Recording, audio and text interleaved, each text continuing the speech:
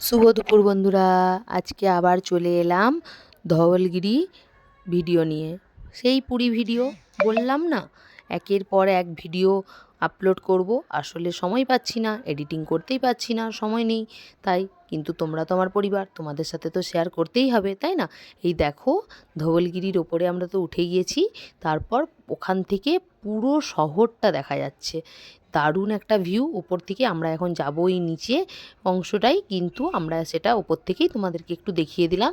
দারুণ জায়গা, সবথেকে সাদা রং, যেটা সবথেকে প্রিয় মানুষের। আর সাদা একটা আলাদা শান্তি, শরীরে একটা আলাদা এনার্জি দেয়, সে তো সবাই জানো।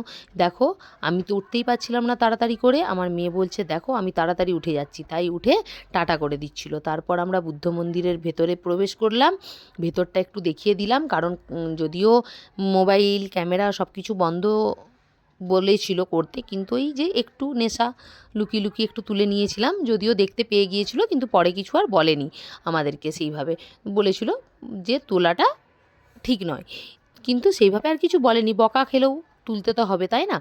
তাই এবারে আমরা চলে যাচ্ছি এইবারে নিচে, যেখানটায় আসল মজা। এবার দেখো কি দারুণ জায়গা, তাই না? ওপর থেকে আমরা নেমে যাচ্ছি, এবার আমরা চলে যাব ধওলগিরি শিব মন্দিরটা। আস্তে আস্তে আমি চলে যাচ্ছিলাম, আমি বললাম আরে আমায় একটু দেখাও, ক্যামেরাটা ধরো, আমায় একটু দেখাও, কিন্তু সেই একই ব্যাপার, ক্যামেরা তো আমাকেই ধরতে হয়, কেউই ধরে না। অতএব আমি সবাইকে দেখাই, ভয়েসেই বোঝে নাও আমি আছি তোমাদের সাথে, আমাকে তো কেউ ক্যামেরাতে দেখাচ্ছেই না। তাই মনের দুঃখে তোমাদেরকেই দেখিয়ে দিলাম, আমার পুরো পরিবারটাই তোমাদের সাথে শেয়ার করলাম, শুধু ভয়েসেই আমি তোমাদের সাথে রয়ে গেলাম। এই দেখো, এখানে একটা জিনিস কিনতে পাওয়া যাচ্ছিল, যেটাকে ওরা কি বলে, আমার ঠিক নামটা জানা হয়নি, গুড়ের তৈরি, দারুণ দুর্দান্ত খেতে। তো এতটাই উঁচু ছিল যে তখন প্রায় বাজে 1টা মতো দুপুর, কিন্তু দেখো এখানে অনেকটা ঝোড় জঙ্গল ছিল, আমি নিচটা দেখাতে পারছিলাম না, কিন্তু পুরো কুয়াশা ঢাকা ছিল বেলা 1টার সময়তেও। দেখো, এবার আমরা উঠে গেলাম আস্তে আস্তে ওই শিব মন্দিরটাই, ধওলগিরি শিব মন্দিরে। দেখো, এবারে আমরা ভেতরে প্রবেশ করব। সুন্দর দুটো সিংহ সাজানো ছিল, কিন্তু মন্দিরটা রয়ে গেল। এখানে প্রসাদ কিনতে পাওয়াই যাচ্ছিল।